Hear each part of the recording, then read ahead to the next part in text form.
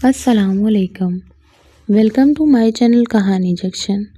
نئی دلچسپ اور ہارر کہانیاں سننے کے لیے میرے چینل کو سبسکرائب کریں۔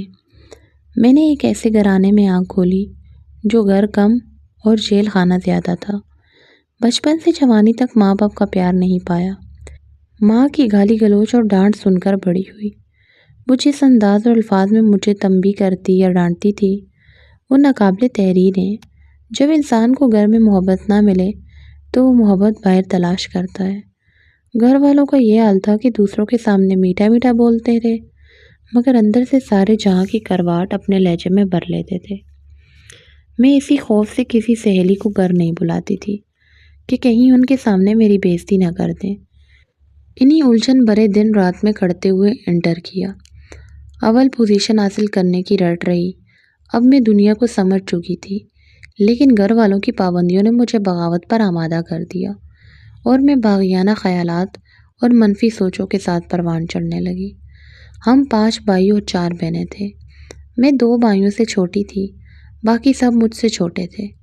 اپنے باپ پر جان نچھاور کرتی تھی، بلکہ جتنی خدمت باپ کی کرتی تھی اتنی ہی ماں کی بھی کرتی تھی، مگر ماں مجھے گالیاں دیتے ہوئے اکثر بد زبانی پر اتر آتی، اس لیے میں ان سے دور دور رہتی تھی۔ جس چیز نے مجھے اپنے ماحول سے زیادہ متنفر کیا وہ یہ تھی کہ کوئی مجھے کچھ نہیں سمجھتا تھا، کسی نے میری قدر نہیں کی۔ پہلے میں والد کے قدم چھوتی تھی، مگر پھر مجھ پر آشکار ہوا کہ وہ بھی میری ماں سے کم نہیں۔ بات بات پر مجھے مارنا اور ذلیل کرنا انہیں بہت پسند تھا۔ خدا جانے کیوں میرے ماں باپ دوسری بہنوں کو مجھ پر فوقیت دیتے تھے، اس لیے میں احساس کمتری کا شکار ہو گئی، بلکہ خود سر اور ضدی بھی ہو گئی۔ گھر والوں کی بے حسی نے مجھے اور بھی حساس بنا دیا تھا۔ اب تو مجھے دنیا سے ہی نفرت ہونے لگی تھی۔ ماں جانتی تھی کہ میرے ابو کتنے سخت ہیں، اس کے باوجود میری شکایتیں بڑھا چڑھا کر ان سے بیان کرتی، پھر مجھے مار کھانی پڑتی تھی۔ یہاں سے چلی جا اور کہیں منہ کالا کر کے آ، یہ جملہ میرے دل و دماغ پر نقش ہو گیا۔ میرے اندر جیسے ایک بم پھٹ پڑا، یوں لگا جیسے میں آج کسی دلدل میں جا گری ہوں۔ کاش مائیں غصے میں بیٹیوں سے ایسے الفاظ کبھی نہ کہیں۔ بات اتنی بڑی بھی نہ تھی، مگر جانے کیوں ماں غصے میں ایسی غلط باتیں کہنے لگتی تھی۔ میں گھر کا کام خوب کرتی تھی اور پڑھائی پر کم توجہ دیتی تھی تاکہ ماں کی زبان بند رہے، مگر سارا دن کام کر کے تھک جاتی تب بھی کوئی پیار کے 2 بول کہنے والا نہیں تھا۔ اگر کبھی میری بہن جلدی کھانا ختم کر لیتی تو ماں فوراً مجھے کہتی، پیٹو کم کھایا کرو۔ ہر روز کھانے کے وقت یہی جملہ سن کر مجھے کھانا بھی زہر لگنے لگا، بلکہ میری تو بھوک ہی ختم ہو گئی۔ اب جب مجھے موقع ملتا تو میں کھانا چھپا کر رکھ دیتی اور پھر الگ کمرے میں جا کر چھپ کر کھاتی۔ یوں میں نے کھانا پینا کم کر دیا۔ خاص طور پر گھر والوں کے سامنے کوئی چیز نہیں کھاتی تھی۔ غیروں کے دیے ہوئے زخم بھر جاتے ہیں، مگر اپنوں کے دیے زخم کبھی نہیں بھرتے۔ ماں باپ اور بہن بھائی بھی دشمن لگنے لگے تھے۔ ان کی بے رخی نے مجھے حساس بلکہ ذہنی مریض بنا دیا تھا۔ آہستہ آہستہ میرے اندر کی گھٹن نے گستاخی کا روپ دھارنا شروع کر دیا۔ جب امی بلا وجہ مجھ سے الجھتی جھگڑتی تو میں بھی بڑھ کر جواب دیتی اور سچائی سامنے لانے کی کوشش کرتی۔ یوں امی اور زیادہ تپ جاتی اور مجھے خود سر، بے حیا، بے غیرت، بدتمیز، بد دماغ جیسے القابات سے نوازتی۔ کبھی میرے لیے بد دعا کرتی کہ خدا کرے لولی لنگڑی ہو جاؤں، کبھی کہتی پڑھ لکھ کر دماغ خراب ہو گیا ہے، اب دیکھتی ہوں کیسے کالج جاتی ہے۔ میں ہر بات برداشت کر سکتی تھی، مگر پڑھائی کے بارے میں بلا وجہ کی باتیں برداشت نہیں کر سکتی تھی۔ لگتا تھا کہ باپ کے ہوتے ہوئے بھی یتیم ہوں۔ میرے ساتھ ماں اور باپ دونوں کا ہی امتیازی سلوک تھا۔ یہ اس وقت کی میری سوچیں تھیں، آج کی نہیں۔ آج تو یہ سوچتی ہوں کہ ماں باپ سے بڑھ کر آپ کا ہمدرد کوئی نہیں ہوتا، چاہے وہ کتنا ہی برا بھلا کیوں نہ کہیں۔ میں سچ کہتی ہوں کہ 15-16 برس کی عمر بڑی خطرناک ہوتی ہے۔ اس عمر میں بہت سوچ سمجھ کر اپنی بچیوں سے برتاؤ کرنا چاہیے۔ اکثر چھوٹی بہنوں کے لیے نئے کپڑے بن جاتے، میرے نہیں بنتے۔ میں کچھ کہتی تو یہ کہہ کر چپ کرا دیا جاتا کہ وہ چھوٹی بہنیں ہیں، تم ضد نہیں کرو۔ امی ابو کو میرے خلاف بھڑکاتی، پھر وہ مجھ پر ہاتھ اٹھا دیتے۔ یوں نہ مجھے ماں کی توجہ ملی نہ باپ کی۔ تبھی آہستہ آہستہ مجھے ماں باپ سے نفرت ہونے لگی۔ یہ ہے وہ پس منظر جس کی وجہ سے میں سمجھتی ہوں کہ میں برباد ہوئی۔ شاید ہم جیسے ناسودہ گھروں میں لڑکیوں کے ساتھ ایسا ہی رویہ رکھا جاتا ہوگا، لیکن میری ناسمجھی نے مجھے وہ دن دکھائے کہ خدا کسی دشمن کو بھی نہ دکھائے۔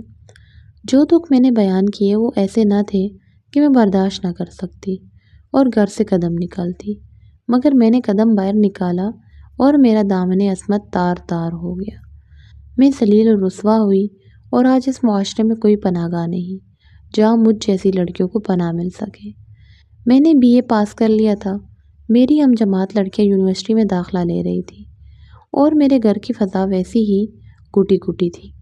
میں نے ضد کی کہ یونیورسٹی میں داخلہ لوں گی، تو اماں نے ابا سے کہا لڑکوں سے ملاقات کا اور کوئی رستہ نہیں ملا، اب یونیورسٹی میں داخلہ لے گی اور وہاں بن سبن کر جائے گی۔ ابا نے بالوں سے پکڑ کر مجھے زمین پر گرا دیا اور میرے نازک بدن پر جوتوں کی بارش کر دی۔ یہ منظر دیکھ کر میری ماں نے مجھے چھڑانے کے بجائے اطمینان کا سانس لیا۔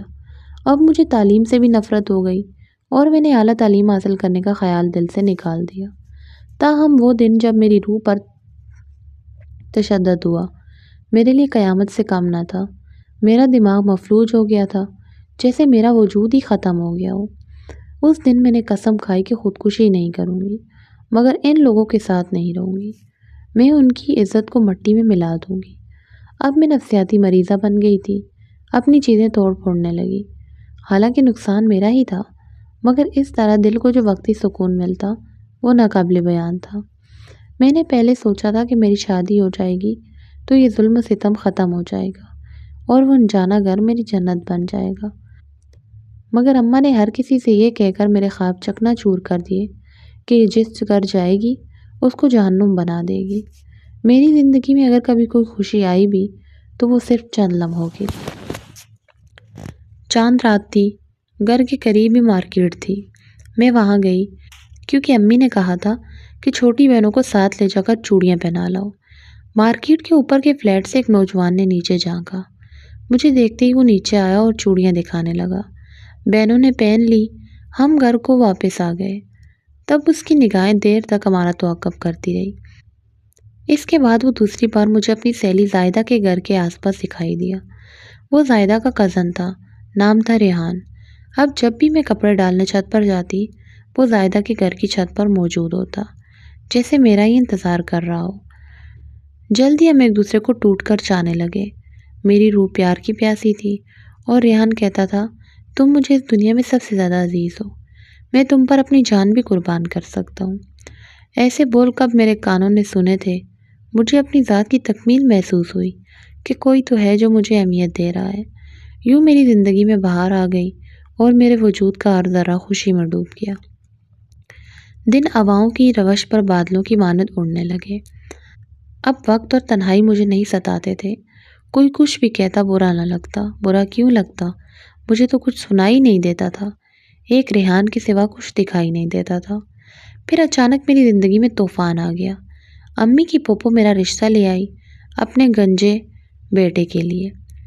عمر بھی خاصی تھی مگر وہ خوب کماتا تھا اور یہی بات ماں کو بہت بھائی۔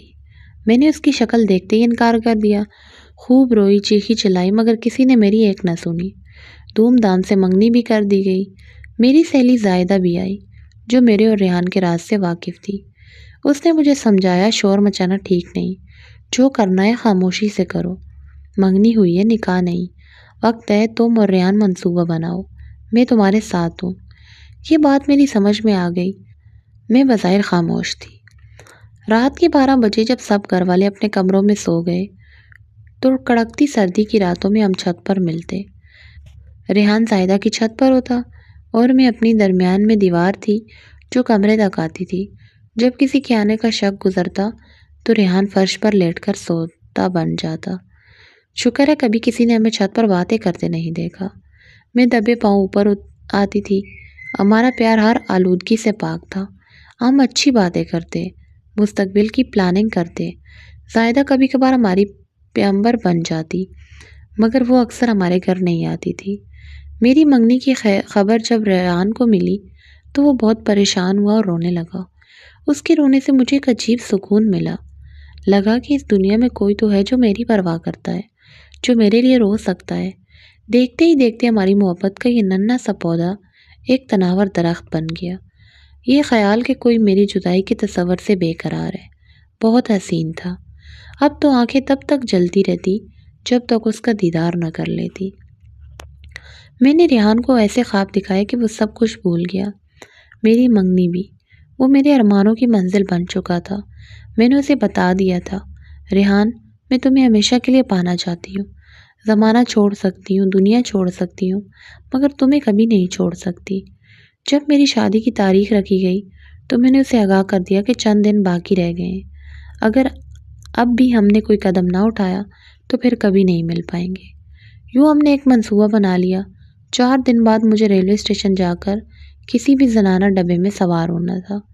اس ٹرین کے کسی مردانہ ڈبے میں وہ بھی سوار ہونے والا تھا، اور پھر اگلے اسٹیشن پر اتر کر اپنے شہر جانے والی گاڑی میں بیٹھنا تھا۔ ہم ایک ساتھ گھر سے روانہ نہیں ہو سکتے تھے۔ ایک ہی ڈبے میں سوار ہونا بھی خطرے سے خالی نہیں تھا، کیونکہ پکڑے جانے کا خدشہ تھا۔ میں نے تھوڑی سی نقدی لی اور کوئی اور سامان ساتھ نہ لیا۔ برقع اوڑھے دھڑکتے دل کے ساتھ ریلوے اسٹیشن پہنچی۔ شکر ہے کسی نے مجھے پہچانا نہیں۔ ویٹنگ روم میں جا کر وہ دوسرا برقع پہن لیا جو زائدہ نے دیا تھا، اور اس ڈبے میں سوار ہو گئی جو ویٹنگ روم کے سامنے تھا۔ میں نے ٹکٹ بھی نہیں لیا تھا، کیونکہ ریحان نے کہا تھا کہ جب ٹکٹ چیک کرنے آئے گا تو وہ اس وقت ملتان تک کا ٹکٹ بنوا دے گا۔ 3 گھنٹے بعد ٹرین ملتان پہنچ گئی۔ اسٹیشن پر اترتے ہی میں لیڈیز ویٹنگ روم میں چلی گئی۔ ریحان نے مجھے وہیں بیٹھنے کو کہا تھا کہ وہ خود آ کر مجھے دیکھے گا، اور پھر ہم لاہور جانے والی ٹرین میں بیٹھیں گے۔ صبح 10 بجے ٹرین میں بیٹھی تھی اور 1 بجے ملتان کے ویٹنگ روم میں آ بیٹھی۔ میری نظریں دروازے پر لگی تھی، سوچ رہی تھی کہ جیسے ہی رش کم ہوگا ریحان آ کر مجھے دیکھ لے گا، مگر ایسا نہیں ہوا۔ شام ہو گئی۔ انتظار کرتے کرتے آنکھیں پتھرا گئی، مگر وہ بزدل نہ آیا۔ شاید کسی خوف نے عین وقت پر اس کے قدم روک لیے۔ رات ہوتے ہی نگران عورت نے مجھ پر سوالات کی بوچھاڑ کر دی۔ میں گھبرا گئی، اور تب ایک پولیس والا آ گیا۔ اس کا نام ارشد تھا اور وہ ریلوے پولیس کا انسپکٹر تھا۔ اس نے نرمی سے بات کی اور کہا، کوئی بات نہیں، لگتا ہے تمہارے ساتھ کسی نے دھوکہ کیا ہے، میں تمہیں تمہارے گھر پہنچا دوں گا۔ ویٹنگ روم میں موجود عورتیں میرے گرد جمع ہو گئی۔ کوئی کہہ رہی تھی، یہ تو باغی ہوئی لڑکی ہے، خدا ایسی لڑکیوں کو غارت کرے۔ ان کی جلی کٹی باتیں سن کر میرا دل لرز گیا۔ میں رونے لگی۔ پولیس والے کے ساتھ چلی گئی، کیونکہ اور کوئی چارہ نہیں تھا، مگر اس رات اس نے میری عصمت کو پامال کیا۔ صبح مجھے واپس ویٹنگ روم میں چھوڑ گیا اور کہا کہ تمہیں مجسٹریٹ کے سامنے پیش کر کے دارالعمان بھیج دیا جائے گا۔ اب تو کچھ بھی باقی نہیں تھا۔ میں چپ چاپ ایک طرف لیٹی رہی۔ وہ عورت جو پہلے نگران تھی خاموشی سے مجھے گھورتی رہی۔ دل میں خواہش تھی کہ کاش ریحان آ جائے، مگر وہ نہ آیا۔ شام کو پھر وہ انسپکٹر آ گیا اور مجھے پھر لے گیا۔ اب تو جیسے میرے آنسو بھی خشک ہو چکے تھے۔ میں کچھ نہیں کہہ سکتی تھی۔ تب ایک اور عورت میرے پاس آئی۔ اس نے نرمی سے پوچھا، بیٹی کیا بات ہے؟ میں رو پڑی، اور نگران عورت نے فوراً کہہ دیا، یہ لڑکی گھر سے بھاگی ہوئی ہے، اور پولیس والا روز اسے رات کو اپنے ساتھ لے جاتا ہے۔ تب وہ عورت بولی، وہ ایک صحافی ہے۔ اس نے فوراً ریلوے کے بڑے افسر سے بات کی اور پھر مجھے دارالعمان بھجوانے کا بندوبست کیا۔ کچھ دن بعد میرے والدین کو اطلاع دی گئی۔ وہ مجھ کو لینے آئے۔ حیرت کی بات تھی کہ انہوں نے مجھے کچھ نہیں کہا، بس خاموش رہے۔ ماں نے تنہائی میں 2-4 لعنتیں ضرور سنائی، مگر مارا پیٹا نہیں۔ شاید صحافی خاتون کا ڈر تھا۔ چند ہی دنوں میں میری شادی کر دی گئی۔ میں روتی ہوئی شوہر کے گھر آ گئی۔ شوہر اچھے انسان تھے۔ انہوں نے کبھی مجھ پر شک نہیں کیا، مجھے سکون اور تحفظ دیا۔ وہ آج تک نہیں جانتے کہ میں ریحان کی محبت سے لے کر ارشد کی درندگی تک کتنے کرب سے گزری ہوں۔ آج میں نوعمر لڑکیوں سے یہی کہوں گی کہ اپنی عقل پر بالکل بھروسہ مت کرنا، اور نہ ہی کسی غیر کی چاہت پر اعتبار کرنا۔ ماؤں کو بھی چاہیے کہ بچوں کے جذبات کو سمجھیں، ان کو غیر شائستہ الفاظ میں نہ سمجھائیں، کیونکہ یہ عمر کا وہ دور ہے جس میں لڑکی غلط قدم اٹھا لے تو برباد ہو جاتی ہے۔